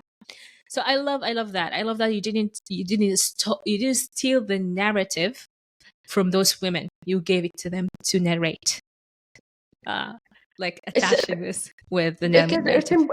it's important to be if you really want to help. It's so different if you want to use people or you want to help people. Mm-hmm. If you want to use people, then that's something different. But if you want to help people, you don't want the highlight or the spotlight to be on you. You want No, other no, people, yeah, to see things the same way you saw it. yeah. Leaderships don't think of leading as a status. They think of it as a responsibility.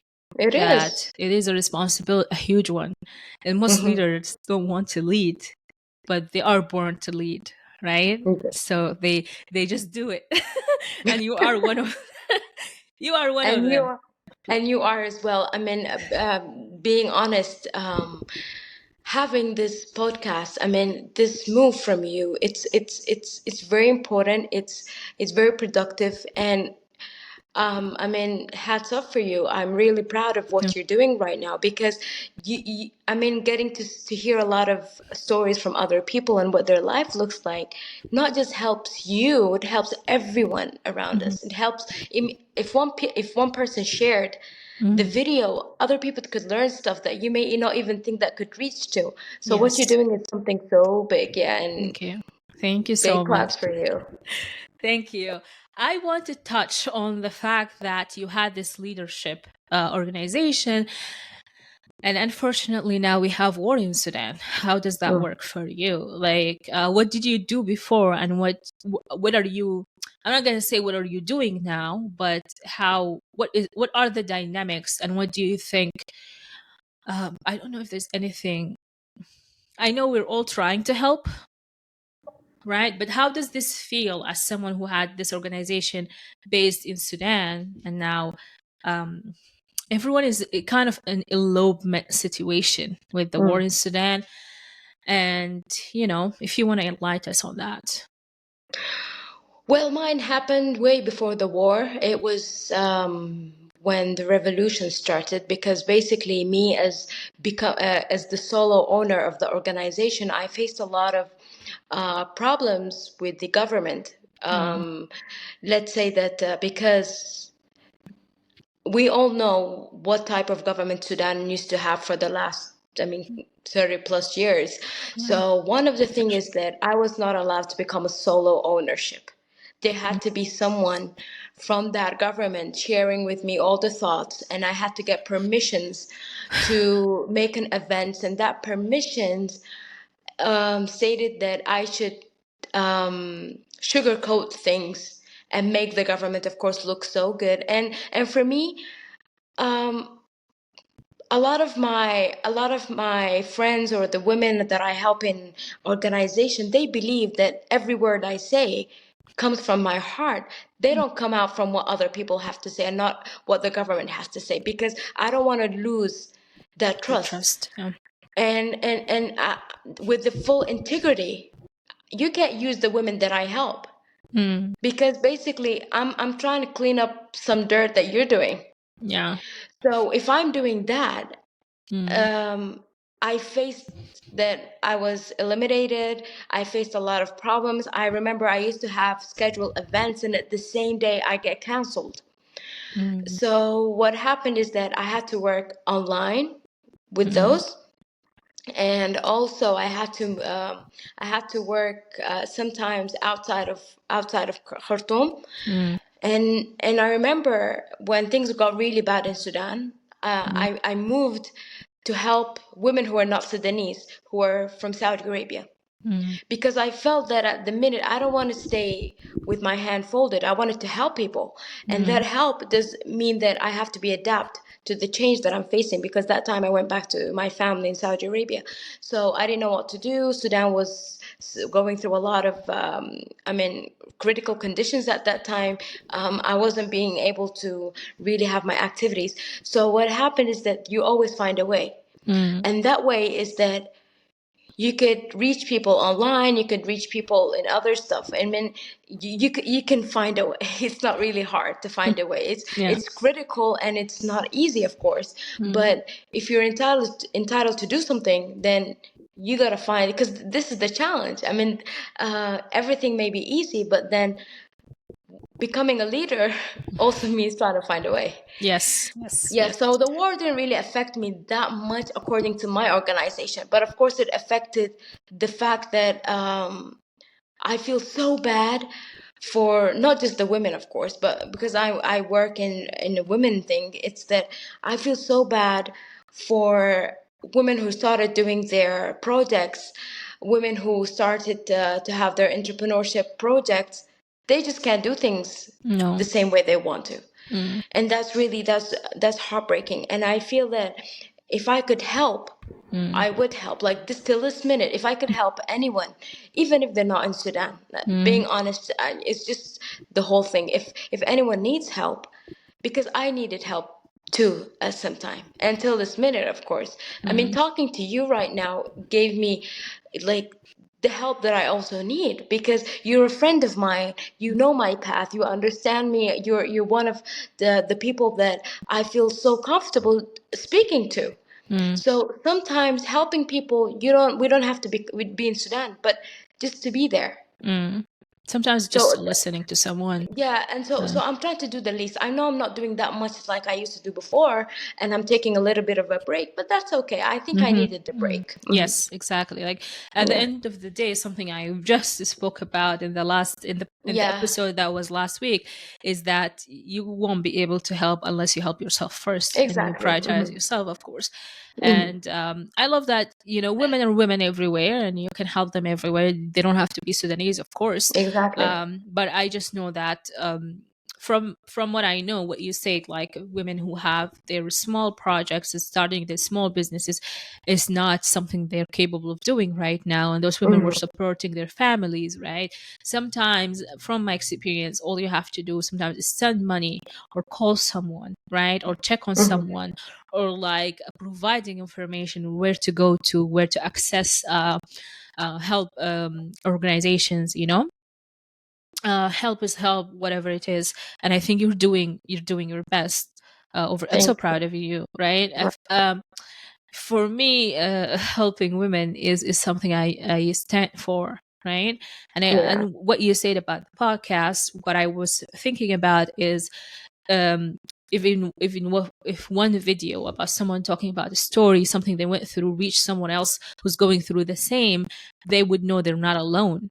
Because I Exactly. remember, yes, I remember times when I was in Sudan, or I was here as a newcomer and an immigrant, right? I just felt so alone in my experience, True. and I wanted to seek help, right? But I didn't know where to go. And if Hmm. probably if I saw real on Instagram or on Facebook of someone talking about something similar to me, even though if I don't know them, You're it not makes alone. yes, I'm not alone. It makes me like, okay, this is something people are going through. You're not Mhm. weird. I mean, it's okay being weird, but you're not alone. Basically, You're you're not not. alone. You're not something else. Someone else is going through this, so you're not alone going through this in this big, big world, right? Mm. It feel like you belong. There's no that loneliness in a problem, and there's the community too, right? Because it's really Hmm. important. So that's what I'm not gonna say that's the main purpose. The main purpose was a little bit selfish because I wanted to write a screenplay, and I was like, those people are the characters. Yeah, I'm just gonna invite them and listen to You're their doing a stories, great job. right? So eventually it turned out to something else. And this is what you and I were talking about before we started this, is this: when you have an idea, you start doing it because you don't know where it's going to take you. It's going to be exhausted and messy and all over the place, and you're going to learn a lot of things, but it's going to take you places, and this is very Hmm. important, right? And it will open new perspectives in your brain, Of right? course. Hmm. Yes. And you're doing great. You're doing Thank you. absolutely amazing. Thank you so much. Okay. So I'm not gonna recap because I felt like I recapped already so much. But what do you think so far from your experiences, your travels, making like starting, launching the organization, your recent marriage, and your life so far? What is a theme in those travels and experiences in your life that you find happening or underlining all the events in your life? The theme would be an adventurous movie Mm, because I'm a person. One of the bad things about me, being honest, is that It's like I get freaked out mm, when there's a change occurring in my life. mm, And as much as I get freaked out, I adapt very well. But that moment when I'm freaked out and I'm like, no, no, no, no, I miss something from the previous page or the mm, previous mm, scene. mm, That happens to me a lot. mm, So I think of more of it as an adventure mm, because you're taking away things from the previous scenes to your mm, new scene. mm, Because if you're trying to forget what you have in your past or you have in your previous scene, then basically you're not creating that movie of yourself or movie of your life.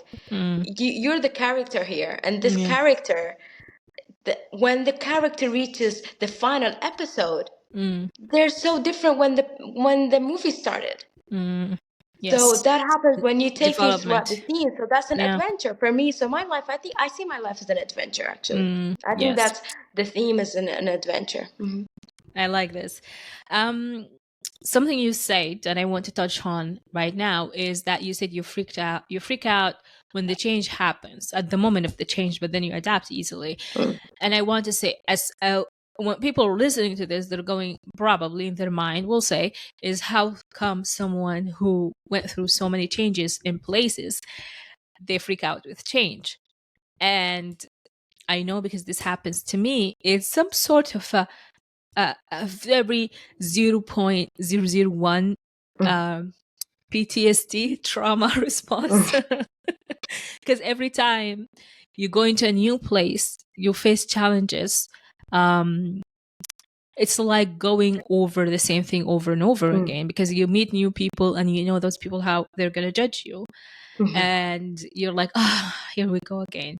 You mm, have that, and I think it's your fight or flight response, and then you calm down by knowing that you've done this before, you have adapted before, you know. And also, like, as much as we try not to judge, after being mhm. judged a lot, we still end up Love. we're Yeah, not. it's so hard not. Yeah. It's so hard not to judge. You know, it's so hard not to judge, but we do our best, right? Wait, of course. Do you agree with this analysis? No, Because no, no. I totally agree with you, and I think that what we're facing, because me and you, we certainly have a very similar upbringing, is that it's not, I don't think it could be 100%. I think your percentage that you put on is right. The getting freaking out of the change is because sometimes we are attached to what we have now. So to, when we yeah. have to let go, then Mm, that's hard yeah. because our personality is that we love our things, we love our stuff, we love what we have. So now life puts you in a position where you have to let go. Like when I got married, like the person I'm married to is he was my best friend, and then before anything started, this person is if I was gonna have a chance to pick someone else, I wouldn't have picked someone else. It was always gonna be him because Muhammad is I can't even describe him. Of course, he's gonna see this, so I'm he's waiting. Now I'm okay. He's thinking why gonna I say. didn't ask about the love story. Now I want to ask. No, Okay. no, no, no, that you won't get the story. I would never say that. That's exclusive. People should subscribe for this. It Yep. won't be out there.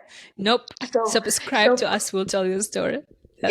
exactly. Subscribe and then you get to know the story. Yeah. So Muhammad was understood me from an early age. Okay, Yeah. and and for us, we had this great relationship and a great friendship before marriage, and everything was perfect.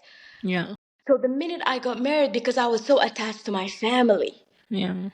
so it was a conflict between I'm coming to live with the person my heart chose and my mind chose, and he's one of the most phenomenal individuals, and but I have to let go of my family. Mm. So then the freaking out came, Yeah.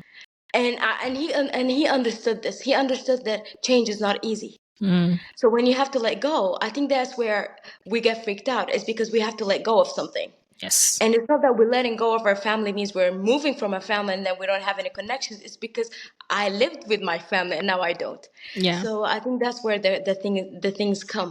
Mm. And after that, after the freaking out and after the moving and being responsible, I think I got freaked. I think this is an advantage because like when you play a game, Mm. every single time you move to a game that's Mm. even more advanced, and Yes. then it's really hard to pass the game. So Mm. for me, I had a lot of struggles and things in life, but now it's different. I'm responsible at this house. Mm. I mean, 2 minutes ago I was just a kid, Mm.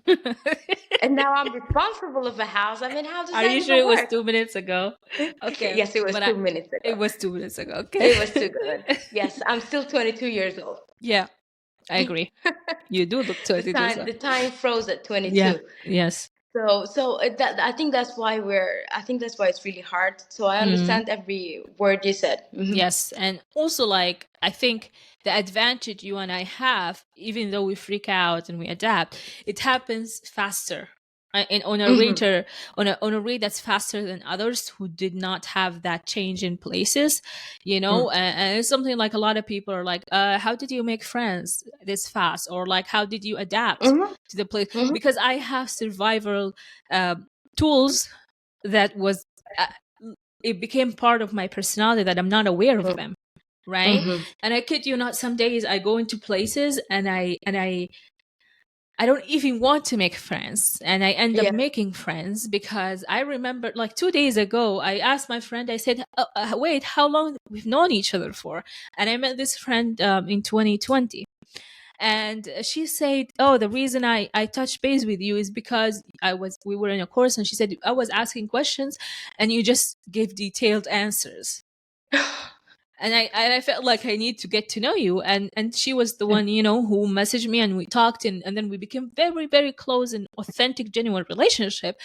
But Oh, you know why it I just was giving happened. the it just happened. I was giving detailed answers because I knew in advance how it feels like to do a thing for the first time. So I Mm. overcompensate for people because I was in places like what happened to you when you went to Yeah. school and the teachers did not help you.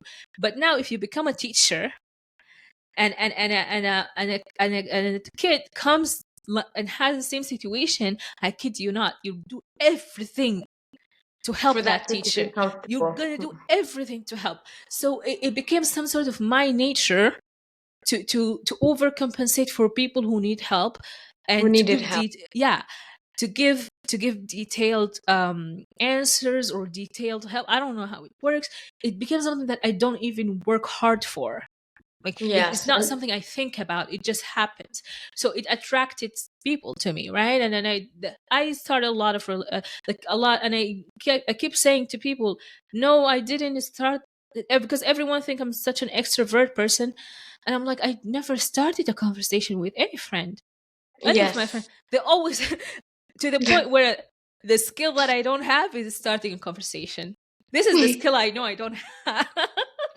No, no, no, If- no, like what the help you just offer to people and all the detailed answers shows the leader that I was speaking about, that you don't need the spotlight to be on you, but you want to help people. Yes. Yes. Mhm. I guess I never think of myself as a leader, only a You helper. are, surely Thank are. you. Only a helper because it's because I've been in places where no one helped me and I had to pick myself up. And as something I spoke about a lot in one, in, I think episode 7, I think it was. It was that I always wanted an older sister because I was the older sister who did it. Ah, I know how that feels. I Yep. truly know that how that feels. I know I touched something there. What would you choose as a name for your film? The name of the film. Mm, Okay, this is what I'm gonna say. Okay, okay. because you are an amazing narrator, an amazing person who's out there giving people a great chance of speaking.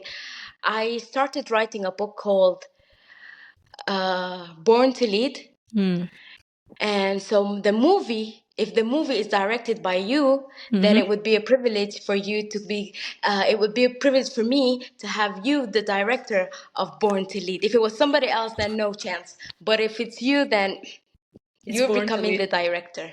I would love to.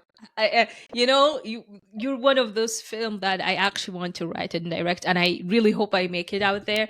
Um, I hope I do, but I'm gonna write here, Born to Lead, Yes. right? I want to see your hands because not everyone saw a Sudanese henna before. I want to show it to people. Is that Oh, possible? Yes. Yeah, that's how it's I mean, it's plain. um, But I love it.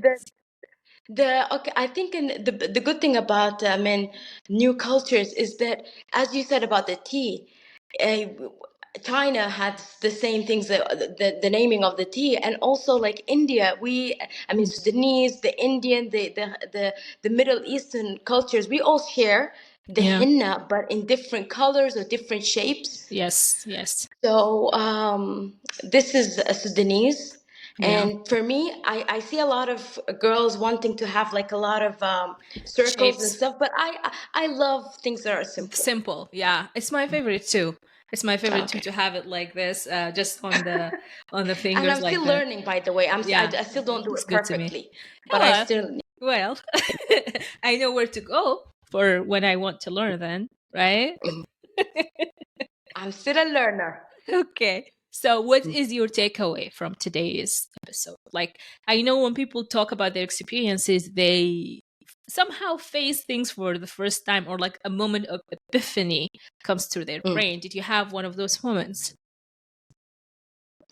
Well, let me tell you this. I knew that I was gonna enjoy today's episode, but I didn't know it would feel like this. Like I'm telling you, I Mm-hmm. feel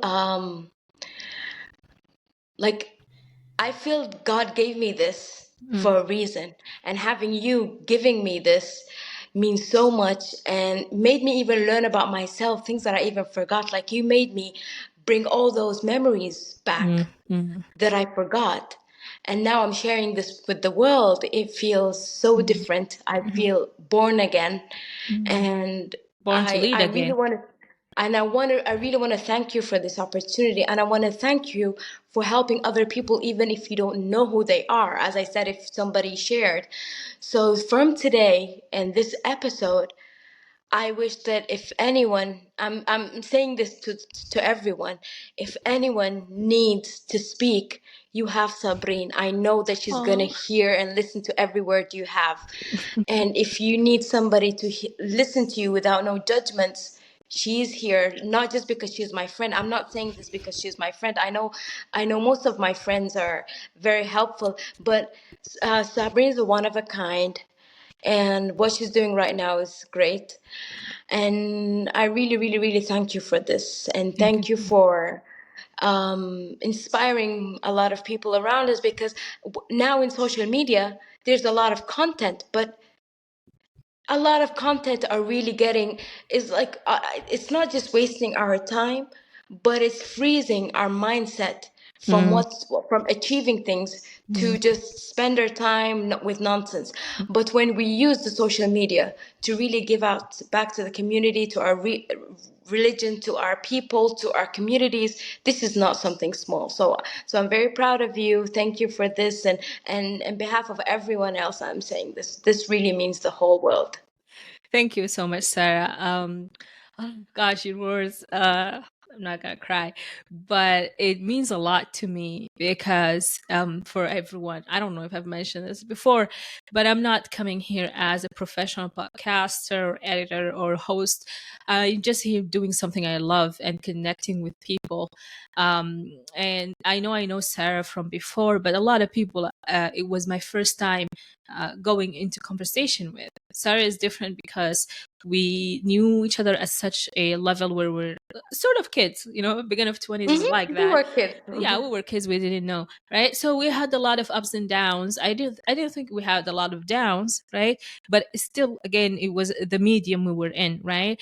And then we got to know each other, we got to like chat, we got to like travel. There's a lot of experience between us, right? So this is a different episode. And for me, first, I don't think there's a time in my life where, since I met you, you weren't like a lead example to me, right? Like when you, like, I remember when you messaged me and said, wow, look at you, you have evolved and developed yourself so much. I was like, yeah, that's like a check mark for me, like Sarah Oh, said so, right? So I was like, wow, that's how she sees me. So it really helped me, give me like a boost of confidence. And to be honest, I am like, I'm gonna say this. I am a Sudanese-Canadian, but there is something within you that attracts you to your roots, right? And when you see someone, and you're not the first Sudani person that I messaged to come, but you're just my best friend, right? oh, And when you shared my stuff, and I was like, how did I think of Sarah as the first? Literally, I was blaming myself, right? So to have a Sudani person here, it's a huge achievement for me. You have no idea. I am so proud. I feel like in my element. I feel proud that we you and I are Sudanese people who went through a lot, privilege and not privilege, hardship and challenges and beautiful moments, relating to our religion and to our roots as well. So may Allah protect Sudan and all its Amen. people. May Allah grant us some peace, because we are Amen to tired. that. We've been through this since forever, since you and I were born, basically, because this guy led us for over 30 years. We overthrew him, and it didn't end that way. If you went, I don't want to go into details, right? But if you googled Sudan and what's happening in there, people are suffering. People, I myself 2 days ago heard the news that our house was destroyed, and everything in the house was stolen. We don't have a house right now back home, Oh, right? All the memories, everything. I did not witness my grandmother pass away, and at some point I wanted to go back, and I had those sorry. memories and those things. I know there are things and there are items, and you think they don't matter, but they do. They do when They you're do. someone like me who didn't go back home for 12 years, right? You want to see some familiarity when you go back, and now I've lost Exactly. that, and it's hard. It's hard. I kid you not, I had a day where the night I just stayed at night traumatized, right? So and you go through all of this, and I know it might sound selfish to say that. Again, there's this survivor guilt that we're safe here. We're not the one who had to leave their homes and reestablish and start from scratch. Yeah, get displaced. Yes, we are. We're not the one who were displaced now, at borders, or seeking refugee asylum somewhere. We're the one who have a stable life somewhere else in the world, not in our country. But I think we deserve some grieving and sadness to express, to no one wants a country that they belong to be in such a state. Of course.